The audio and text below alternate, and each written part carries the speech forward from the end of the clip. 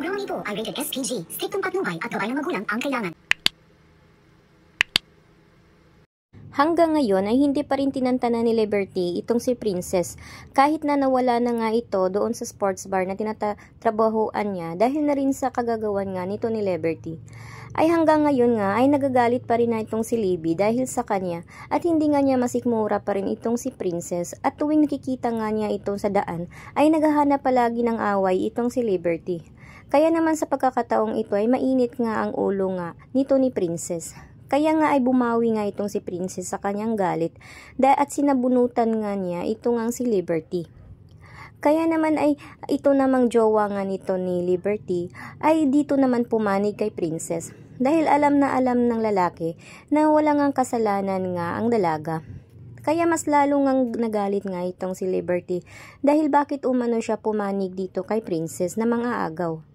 Umiyak naman itong si Princess at Anya, bakit umano hindi siya titigilan nito na wala na umano siya nitong kasalanan at malayong malayo na nga siya dito nga kay Liberty.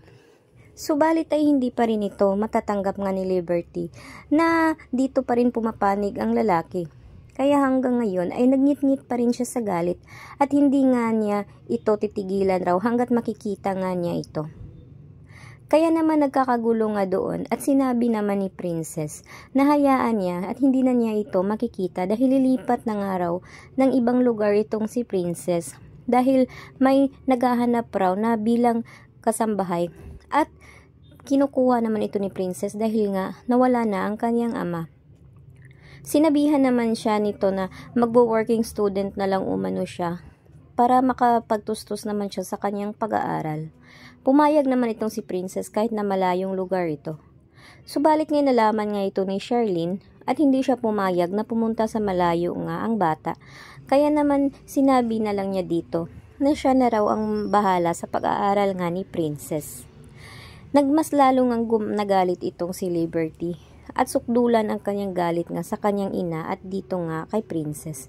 Kaya't anya, magtutuos raw sila at hanggang kailan hindi nga raw umano siya papayag na mapalapit na naman sa kanyang buhay ito ngang si Princess.